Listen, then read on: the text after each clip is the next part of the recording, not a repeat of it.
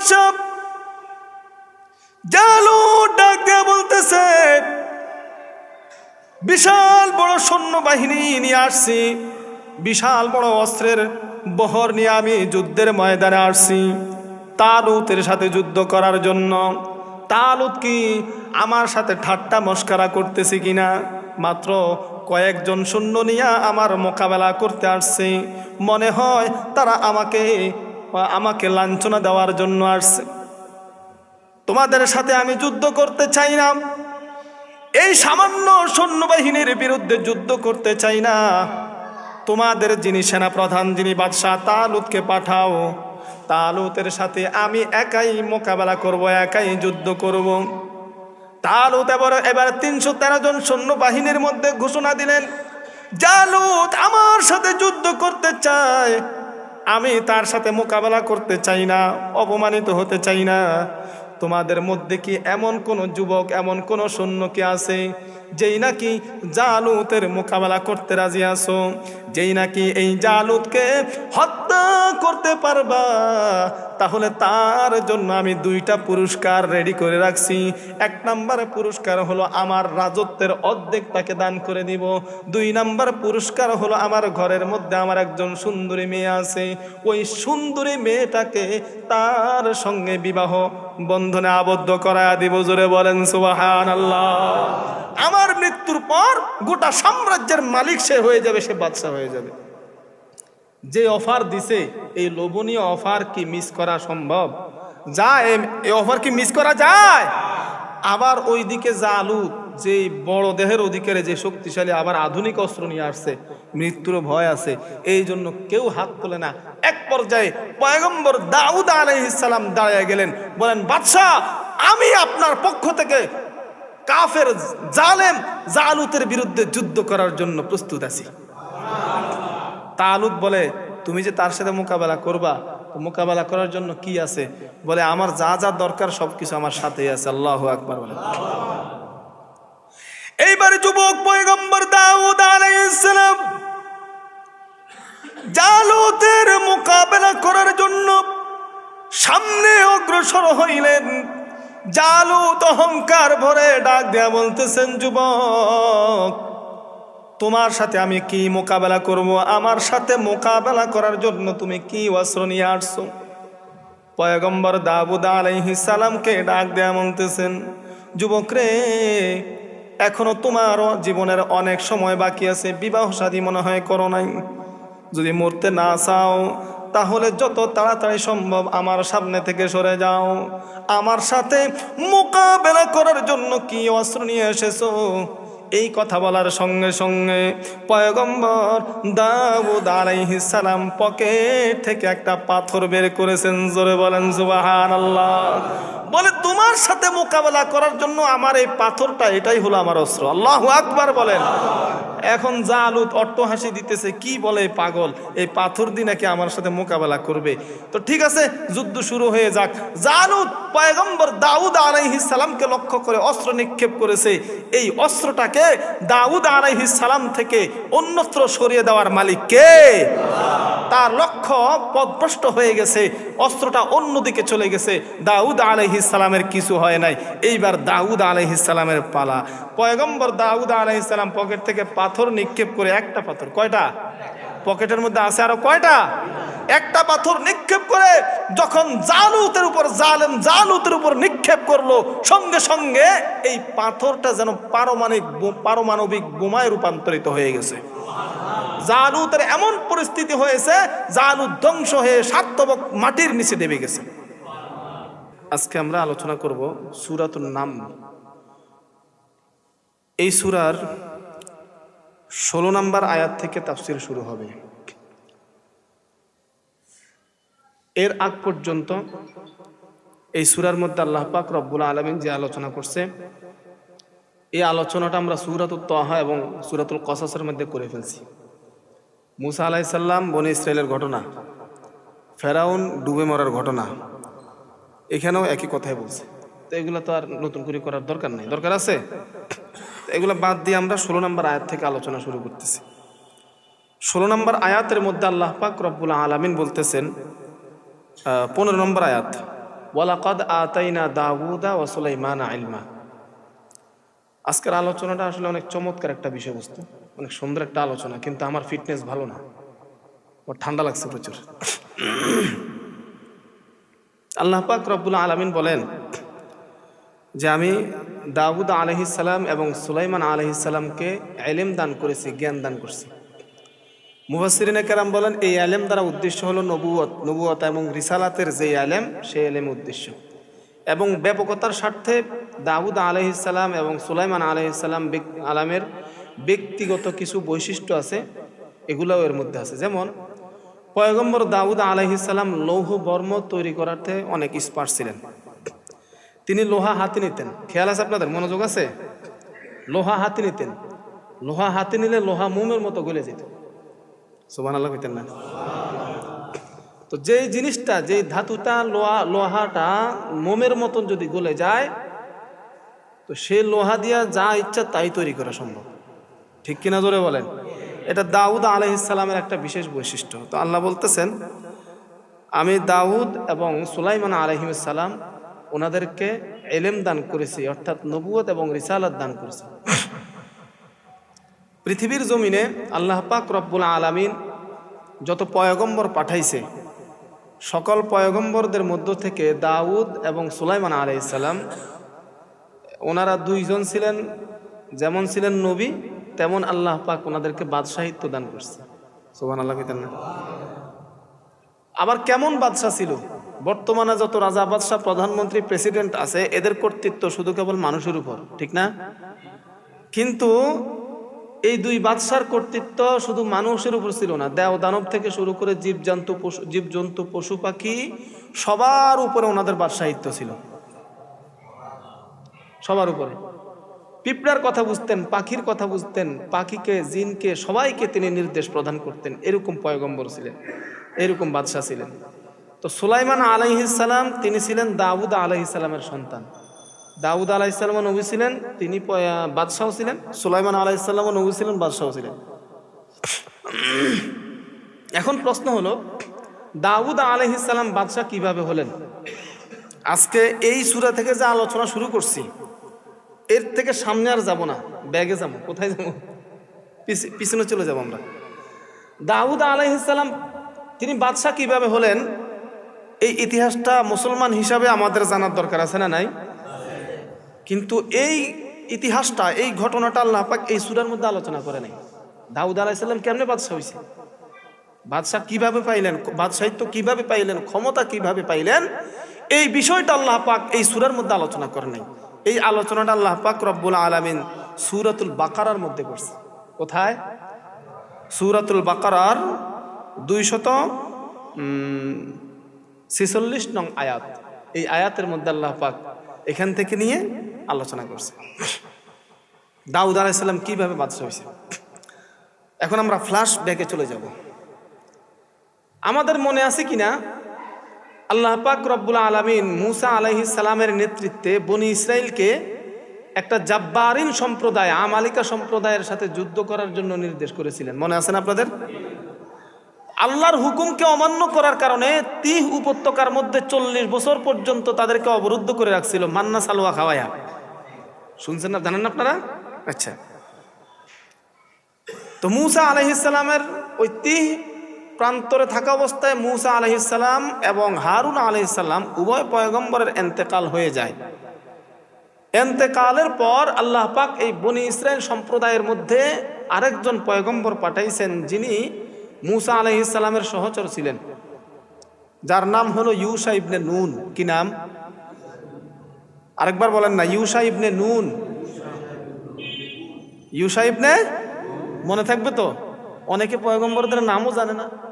Yusha ইবনে নুন। মূসা আলাইহিস সালামের ইন্তেকাল হয়ে গেছে, হারুন আলাইহিস সালামের ইন্তেকাল হয়ে গেছে। 40 বছর যাবত তারা এখানে অবরুদ্ধ ছিল। তো এই 40 বছরে যারা নাকি যুদ্ধ করতে অস্বীকৃতি জানাইছে, তারা কি জীবিত আছে না মারা গেছে? বেশিরভাগে মারা গেছে। তাদের সন্তান নাতিপুতিরা জীবিত আছে, তারা তখন যুবক। আর ওই সময়কার বনি ইসরায়েলের কেউ যদি থাকেও, তারা বৃদ্ধ হয়ে গেছে, ঠিক না? যুদ্ধ করার যে সামর্থ্য, সেই সামর্থ্যটা তারা হারিয়ে ফেলেছে। তো যুবক যারা আছে, বনি ইসরায়েলের যুবক যারা আছে, তারা তৎকালীন ইউশা ইবনে নুন পয়গম্বরকে ডাক দেয়া বলেন, হো পয়গম্বর, আমরা এখানের মধ্যে আর বন্দী থাকতে চাই না, আল্লাহর নির্দেশ আমরা পালন করব। জোরে বলেন সুবহানাল্লাহ। আল্লাহ পাক রব্বুল আলামিন জাব্বারিন সম্প্রদায়, আমালিকা সম্প্রদায়ের সাথে যুদ্ধ করার জন্য যে নির্দেশ করেছেন, আমরা ওই সম্প্রদায়ের সাথে যুদ্ধ করার জন্য রাজি আছি, প্রস্তুত আছি। সুবহানাল্লাহ বলেন। আমার ভাইরা,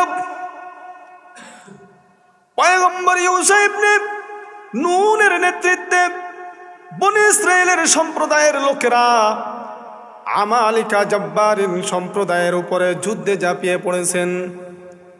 যখন যুদ্ধে ঝাঁপিয়ে পড়লেন, আল্লাহ পাক রব্বুল আলামিন বনি ইসরায়েলদেরকে যুদ্ধে বিজয় দান করেছেন। জোরে বলেন সুবহানাল্লাহ। আমালিকা সম্প্রদায়ের যে জাব্বারিন সম্প্রদায়ের যারা, জাব্বারিন কেন বলা হয়? তাদের দেহগুলো অনেক বড় বড় ছিল, এই কারণে অনেক শক্তিশালী তারা ছিল। তো তারা কি করলো? যুদ্ধে পরাজিত হয়ে ছত্রভঙ্গ হয়ে গেল। তারা সিরিয়ার জমিন ত্যাগ করে পশ্চিম দিকে চলে যায়, ফিলিস্তিনের দিকে চলে যায়। সেখানে তারা ছত্রভঙ্গ হয়ে গেছে। বনি ইসরায়েল সম্প্রদায়ের একটা গোপন অস্ত্র ছিল, সেটা হলো তাবুক নামক একটা সিন্দুক। কি ছিল? তাবুক নামক একটা সিন্দুক। এই সিন্দুকের মধ্যে কি রাখা ছিল? সিন্দুকের মধ্যে ছিল মূসা আলাইহিস সালামের লাঠি মুবারক। এই সিন্দুকের মধ্যে ছিল পয়গম্বর হারুন আলাইহিস সালামের পাগড়ি মুবারক। এই সিন্দুকের মধ্যে ছিল পয়গম্বর মূসা আলাইহিস সালামের কাপড় মুবারক। এই সিন্দুকের মধ্যে ছিল আল্লাহ পাক রব্বুল আলামিন মূসা আলাইহিস সালামকে সরাসরি জান্নাত থেকে লিখিত যেই তাওরাতখানা দিয়েছেন, সেই অরিজিনাল তাওরাতখানা এই সিন্দুকের মধ্যে ছিল। সুতরাং এই সিন্দুকের পাওয়ারে ছিল অন্যরকম। এই সিন্দুক যতদিন বনি ইসরায়েলের কাছে ছিল, সিন্দুককে সামনে রেখে বনি ইসরায়েল আল্লাহর দরবারে যে দোয়া করতেন, আল্লাহ পাক বনি ইসরায়েলের সেই দোয়াকে কবুল করতেন। যুদ্ধে যাওয়ার আগে তারা সিন্দুক সামনে রেখে দোয়া করতেন, আর আল্লাহ পাক সেই যুদ্ধে তাদেরকে বিজয় দান করতেন। তো তারা সিরিয়ার জমিনে কি হলেন? স্থানান্তরিত হলেন। সিরিয়ার জমিন দখল করে সেখানের মধ্যে বসতি স্থাপন করলেন। কিন্তু এই বনি ইসরায়েল সম্প্রদায়, এরা মূসা আলাইহিস সালামকে কি জ্বালানটা জ্বালাইছে, মনে আছে না? আপনাদের মনে আসেনি? পয়গম্বর মূসা আলাইহিস সালাম এবং হারুন আলাইহিস সালামকে কি জ্বালানটা জ্বালাইছে না? এরা একটু তেরা জাতি, তেরা গাউড়া গাউড়া প্রকৃতির জাতি। তো আল্লাহ পাক রব্বুল আলামিন এদেরকে কত বড় বিজয় দান করছে, কত শক্তিশালী সম্প্রদায়ের বিরুদ্ধে বিজয় দান করছে। অথচ এরা আল্লাহর শুকরিয়া আদায় করার পরিবর্তে এরা কি করলো? আস্তে আস্তে গুনাহে লিপ্ত হয়েছে। জেনা, ব্যভিচার, এমন কোনো কাজ নাই তারা করে নাই, তাওরাতকে অমান্য করা শুরু করে দিছে। নাউজুবিল্লাহ বলেন। এরা এমন জাতি, এরা বারবার আল্লাহ পাক রব্বুল আলামিনের হুকুমকে অমান্য করেছে। শুধু তাই নয়, অনেক পয়গম্বরকেও তারা হত্যা করেছে, যার কারণে এখনো পর্যন্ত, কেন কিয়ামত পর্যন্ত এরা স্থায়ীভাবে কোনো ভূমি রাষ্ট্র হিসাবে তারা পাবে না। এটাই আল্লাহর সিদ্ধান্ত, অভিশাপ হিসাবে। এখন বলতে পারেন যে এরা ইহুদিরা, বনি ইসরায়েল ইহুদিরা, এরা তো ইসরায়েল নামক রাষ্ট্র গঠন করছে, এটা হলো টেম্পোরারি রাষ্ট্র, এটার কোনো স্থায়িত্ব নাই, এখনো পর্যন্ত স্বীকৃতি পায় নাই। ঠিক কিনা জোরে বলেন? টেম্পোরারি রাষ্ট্র, যে কোনো সময় এটা উধাও হয়ে যেতে পারে। রাষ্ট্র গঠন করলেও তারা শান্তিতে নাই। লেবানন থেকে ক্ষেপণাস্ত্র আসে, জর্দান থেকে ক্ষেপণাস্ত্র আসে, সিরিয়া থেকে ক্ষেপণাস্ত্র আসে, এরপরে ফিলিস্তিনের হামাসের কথা তো বাদে দিলাম। ঠিক কিনা জোরে বলেন? একসাথে 5,500 ক্ষেপণাস্ত্র ছাড়ে, তো শান্তিতে আছে? রাত্রিবেলায় ঘুমাইছে, ঘুমের মধ্যে দেখতেছে হুইসেল বাজতেছে, পো পো পো পো, বাস, ঘুম শেষ। খানা খাইতে বসছে আর হুইসেল বাজতেছে, তাদের কোনো শান্তি আছে? অর্থাৎ তাদের স্থায়ীভাবে কোনো ভূমি আজ পর্যন্ত নাই, তৎকালীন সময় ছিল না। আচ্ছা, এরা কি করলো? গুনার কাজে লিপ্ত হয়ে গেছে, আল্লাহর অবাধ্যতা শুরু করলো। ওই দিক থেকে আমালিকা সম্প্রদায়ের রাজা যিনি, বাদশাহ যিনি, তার নাম ছিল জালুত। তার নাম কি ছিল? আরেকবার বলেন, মনে থাকবে তো? তাফসীরের শেষ পর্যন্ত অন্তত মনে রাখেন। ওই বাদশাহ, আমালিকা সম্প্রদায়ের বাদশার নাম কি? জালুত। জালুতের নেতৃত্বে আমালিকা সম্প্রদায় তারা শক্তি সঞ্চার করতে লাগলেন। তারা শক্তি সঞ্চার করতে লাগলেন, একত্রিত হতে লাগলেন। সামরিক শক্তি বৃদ্ধি করতে লাগলেন। বৃদ্ধি করে তারা অঙ্গীকারবদ্ধ হলো যে আমাদের বাপদাদার ভিটেমাটি থেকে বনি ইসরায়েলরা আমাদেরকে খেদিয়ে দিয়েছে, আমরা সেই ভিটেমাটি উদ্ধার করবই করব। এই সংকল্পে তারা কি করলো, বনি ইসরায়েলের উপর অতর্কিত হামলা করছে। আসলে অতর্কিত হামলা নয়, এটা আল্লাহর পক্ষ থেকে একটা আযাব ও গজব ছিল। ঠিক কিনা জোরে বলেন। আল্লাহ পাক রব্বুল আলামিন বনি ইসরায়েলকে বিজয় দান করেছেন।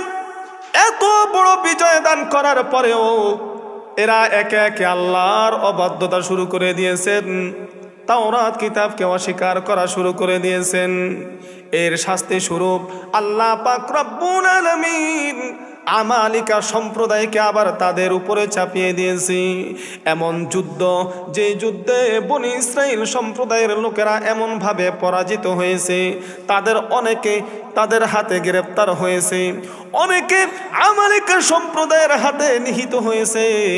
আবার কেউ সিরিয়ার জমিন থেকে অন্যত্র পালিয়ে গেছে, কেউ বা আবার মিশরের জমিনের মধ্যে পালিয়ে গেছে। এইভাবে বনি ইসরায়েলের সম্প্রদায়ের লোকেরা ছত্রভঙ্গ হয়ে গেছে।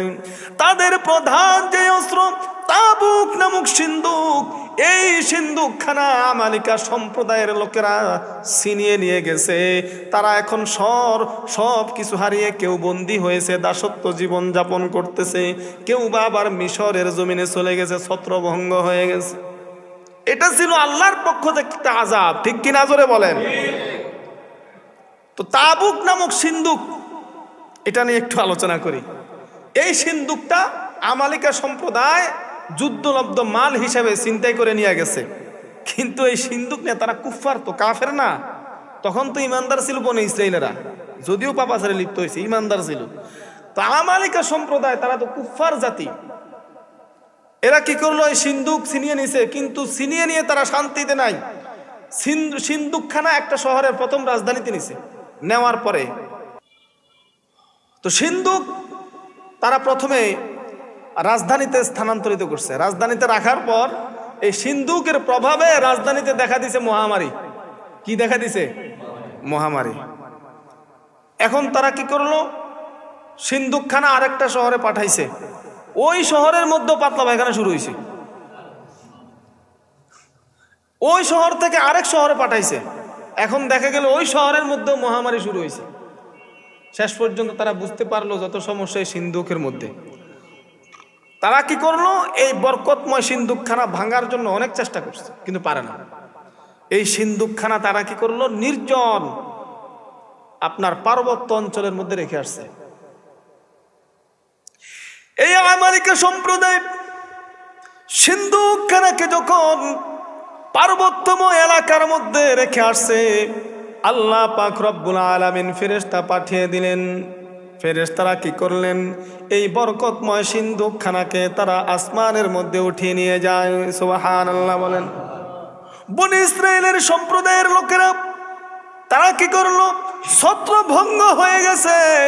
তারা মনে মনে আক্ষেপ করতেছে, হায় রে, আল্লাহ পাক রব্বুল আলামিন যদি আমাদের মধ্যে আরেকজন পয়গম্বর পাঠাইতেন, ওই পয়গম্বরের মাধ্যমে আমরা যাতে করে এই সিন্দুকখানা ফেরত পাইতাম, আমাদের বাপদাদার ভিটে মাটি সিরিয়ার জমিনটা আবার ফিরে পাইতাম। তাদের মনের আকাঙ্ক্ষা অনুযায়ী আল্লাহ পাক রব্বুল আলামিন আরেকজন পয়গম্বর পাঠাইছেন, যেই পয়গম্বরের নাম হলো সামিউল আলাইহিস সালাম। পয়গম্বর সামিউল, তাফসীরের মধ্যে লেখা আছে শামবিল সামিউল, যে নামে ডাকেন সামিউল আলাইহিস সালাম। তো পয়গম্বর মুসা আলাইহিস সালামের পরে কয়জন পয়গম্বর হইল? একজনের নাম হলো ইউশা ইবনে নুন।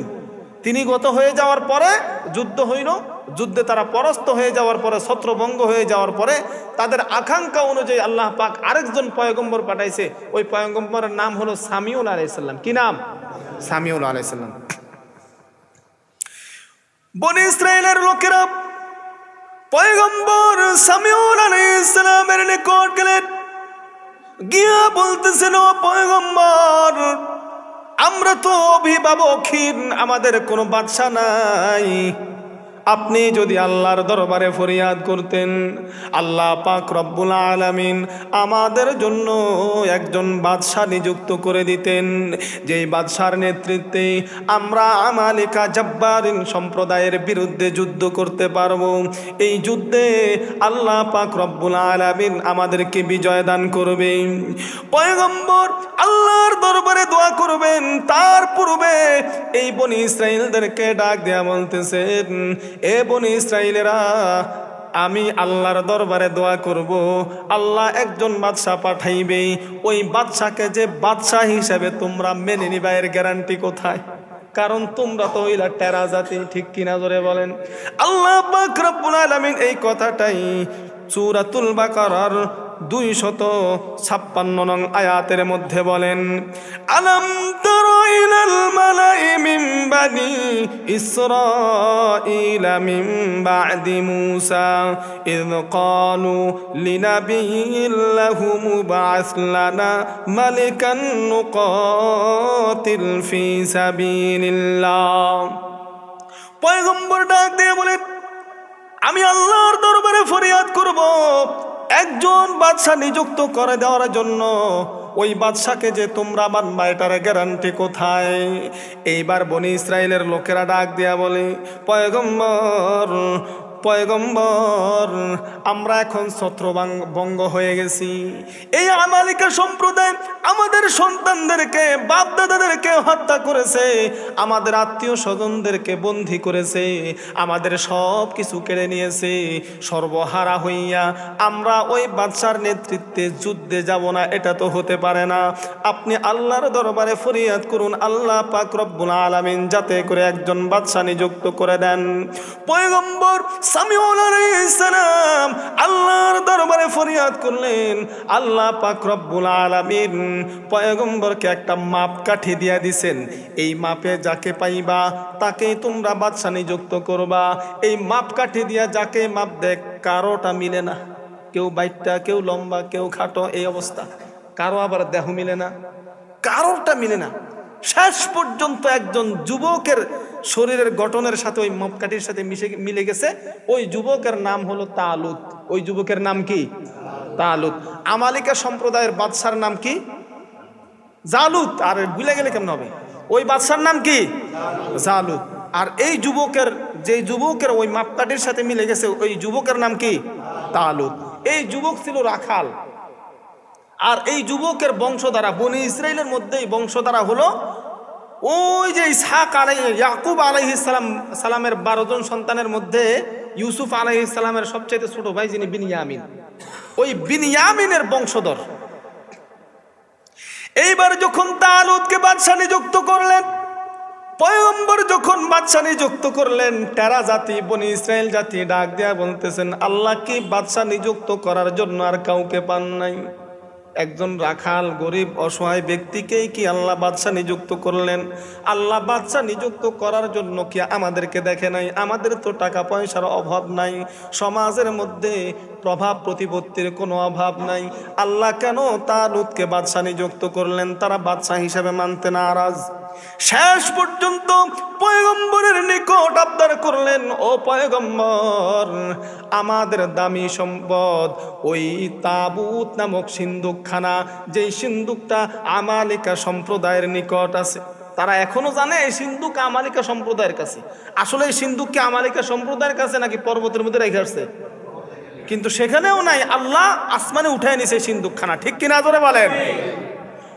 ওগো পয়গম্বর, এই বাদশা তালুত সে যদি আমাদের ওই সিন্দুকখানাকে ফেরত আনতে পারে, আল্লাহ যদি তার দোয়ার বরকতে এই সিন্দুকখানা যদি ফেরত দিয়া দেয়, তাহলে তাকে আমরা বাদশাহ হিসাবে গ্রহণ করে নিব, বাদশাহ হিসাবে মেনে নিব।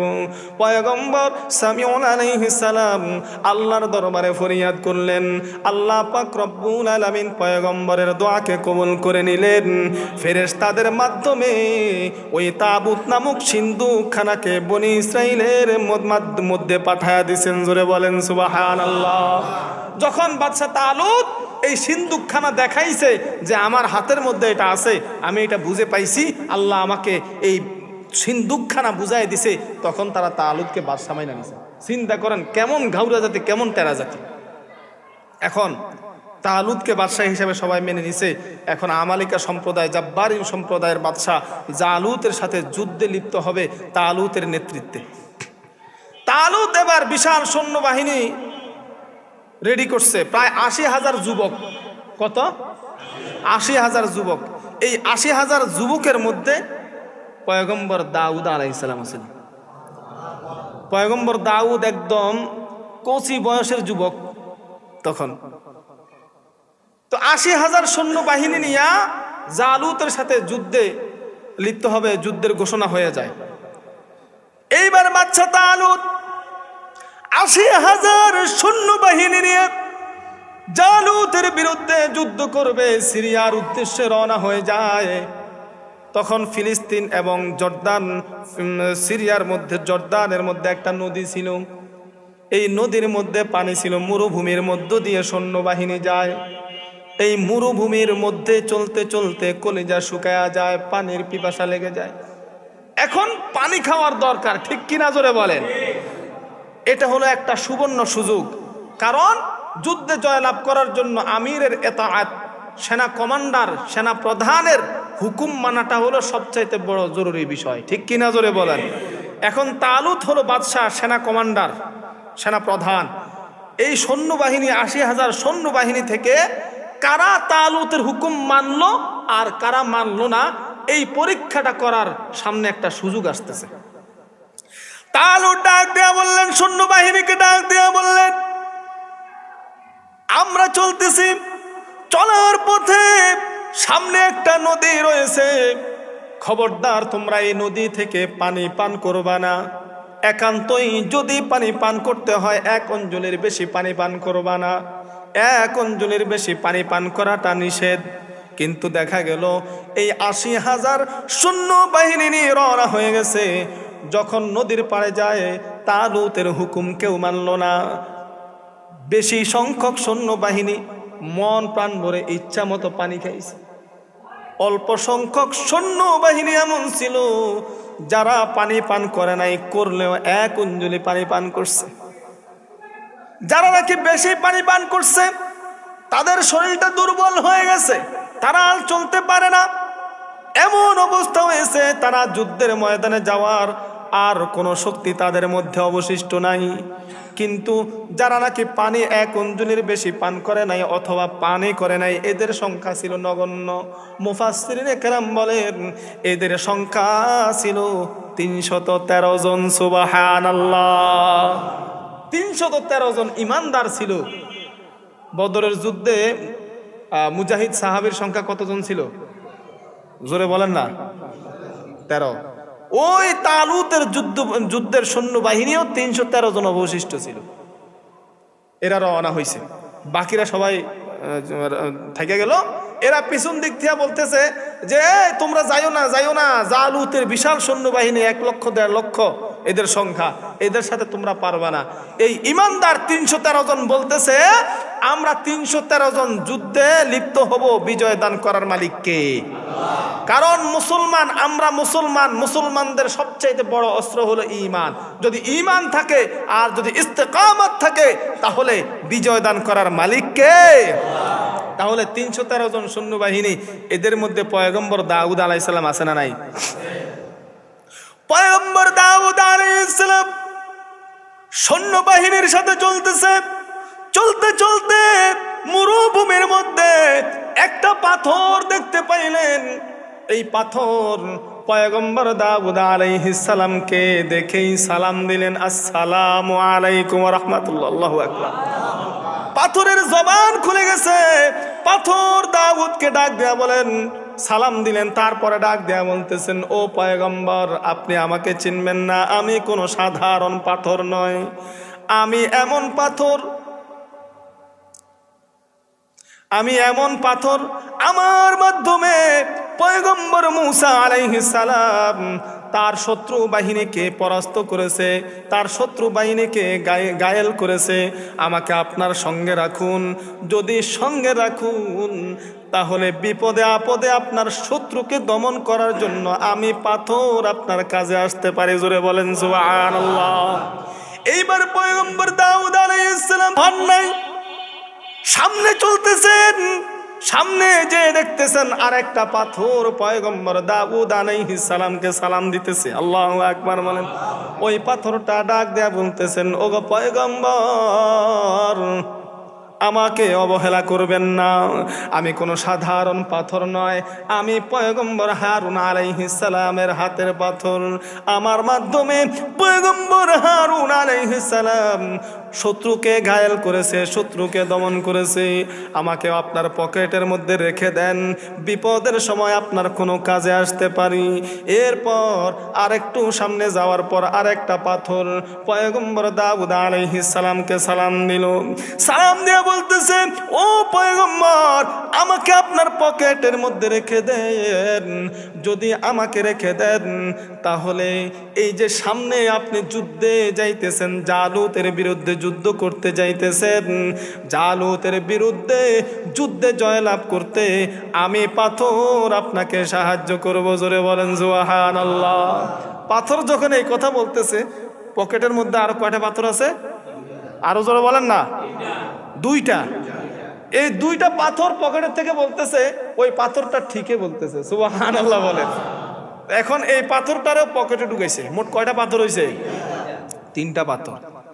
তিনটা পাথর পকেটে নিয়া পয়গম্বর দাউদ আলাইহিস সালাম তালুতের সৈন্যবাহিনীর অংশীদার হইয়া যুদ্ধের ময়দানে রওনা হয়ে গেছে। এইবার জালুত বিশাল বড় সৈন্যবাহিনী নিয়ে রেডি।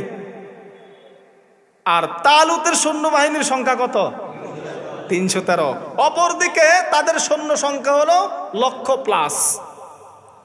আরো তাদের দেহগুলাও অনেক বড় বড়, অনেক বড় না, তারা অনেক শক্তিশালী, অনেক বড় দেহের অধিকারী। এইবার অহংকারী কাফের বাদশা জালুত ডাক দিয়ে বলতেছে, বিশাল বড় সৈন্যবাহিনী নিয়ে আসছি, বিশাল বড় অস্ত্রের বহর নিয়ে আমি যুদ্ধের ময়দানে আসছি তালুতের সাথে যুদ্ধ করার জন্য। তালুত কি আমার সাথে ঠাট্টা মস্করা করতেছি কিনা? মাত্র কয়েকজন সৈন্য নিয়ে আমার মোকাবেলা করতে আসছে, মনে হয় তারা আমাকে লাঞ্ছনা দেওয়ার জন্য আসছে। তোমাদের সাথে আমি যুদ্ধ করতে চাই না, এই সামান্য সৈন্যবাহিনীর বিরুদ্ধে যুদ্ধ করতে চাই না। তোমাদের যিনি সেনাপ্রধান, যিনি বাদশাহ, তালুতকে পাঠাও, তালুতের সাথে আমি একাই মোকাবেলা করব, একাই যুদ্ধ করব। তালুত এবার 313 জন সৈন্যবাহিনীর মধ্যে ঘোষণা দিলেন, জালুত আমার সাথে যুদ্ধ করতে চায়, আমি তার সাথে মোকাবেলা করতে চাই না, অপমানিত হতে চাই না। তোমাদের মধ্যে কি এমন কোন যুবক, এমন কোন সৈন্য কি আছে যেই নাকি জালুতের মোকাবেলা করতে রাজি আছো, যেই নাকি এই জালুতকে হত্যা করতে পারবা? তাহলে তার জন্য আমি 2টা পুরস্কার রেডি করে রাখছি। 1 নাম্বার পুরস্কার হলো আমার রাজত্বের অর্ধেক তাকে দান করে দিব। 2 নাম্বার পুরস্কার হলো আমার ঘরের মধ্যে আমার একজন সুন্দরী মেয়ে আছে, ওই সুন্দরী মেয়েটাকে তার সঙ্গে বিবাহ বন্ধনে আবদ্ধ করায়া দিব। জোরে বলেন সুবহানাল্লাহ। আমার মৃত্যুর পর গোটা সাম্রাজ্যের মালিক সে হয়ে যাবে, সে বাদশা হয়ে যাবে। যে অফার দিছে, এই লোভনীয় অফার কি মিস করা সম্ভব? এই অফার কি মিস করা যায়? আবার ওইদিকে জালুত যে বড় দেহের অধিকারে, যে শক্তিশালী, আবার আধুনিক অস্ত্র নিয়ে আসছে, মৃত্যুর ভয় আছে, এই জন্য কেউ হাত তোলে না। এক পর্যায়ে পয়গম্বর দাউদ আলাইহিস সালাম দাঁড়িয়ে গেলেন, বলেন, বাদশাহ, আমি আপনার পক্ষ থেকে কাফের জালেম জালুতের বিরুদ্ধে যুদ্ধ করার জন্য প্রস্তুত আছি। তালুত বলে, তুমি যে তার সাথে মোকাবেলা করবা, তো মোকাবেলা করার জন্য কি আছে? বলে, আমার যা যা দরকার সবকিছু আমার সাথেই আছে। আল্লাহু আকবার বলে। এইবার যুবক পয়গম্বর দাউদ আলাইহিস সালাম জালুতের মোকাবেলা করার জন্য সামনে অগ্রসর হইলেন। জালুত অহংকার ভরে ডাক দেয়া বলতেছেন, যুবক তোমার সাথে আমি কি মোকাবেলা করব? আমার সাথে মোকাবেলা করার জন্য তুমি কি অস্ত্র নিয়ে আসছো? পয়গম্বর দাউদ আলাইহিস সালামকে ডাক দেয়া বলতেছেন, যুবক রে, এখনো তোমার জীবনের অনেক সময় বাকি আছে, বিবাহ শাদী মনে হয় করো নাই। যদি মরতে না চাও তাহলে যত তাড়াতাড়ি সম্ভব আমার সামনে থেকে সরে যাও। আমার সাথে মোকাবেলা করার জন্য কি অস্ত্র নিয়ে এসেছো? এই কথা বলার সঙ্গে সঙ্গে পয়গম্বর দাউদ আলাইহিস সালাম পকেট থেকে একটা পাথর বের করেছেন। জোরে বলেন সুবহানাল্লাহ।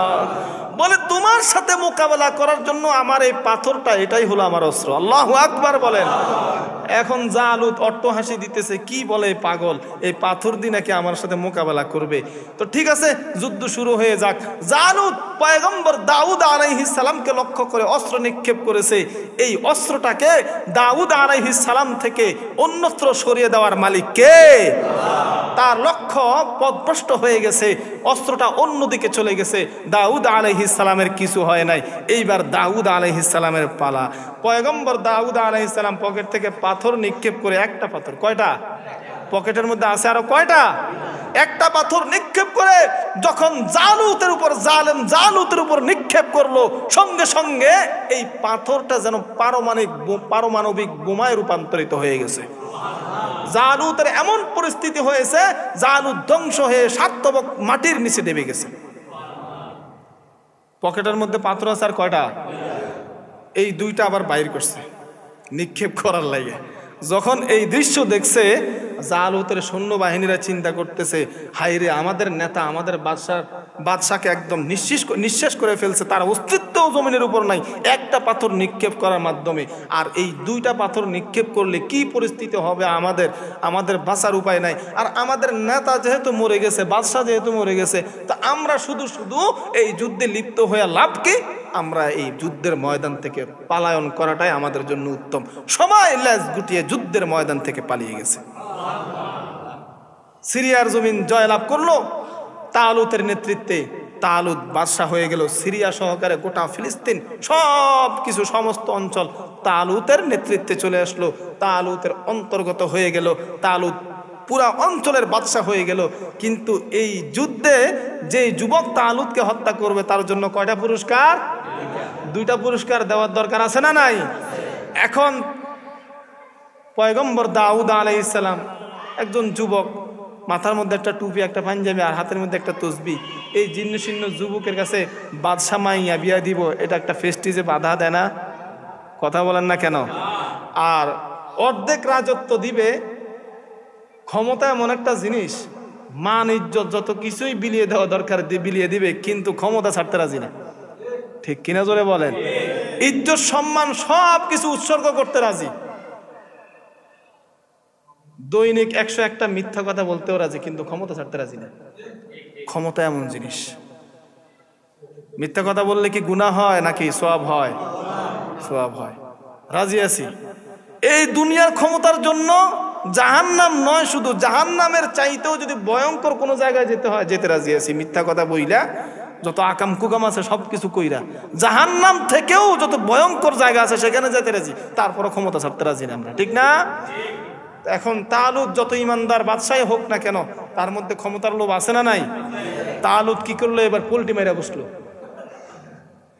তালুত বলতেছে যে বাদশার মাইয়া বিবাহ করবা, বিবাহ করার জন্য তোমার কি আছে?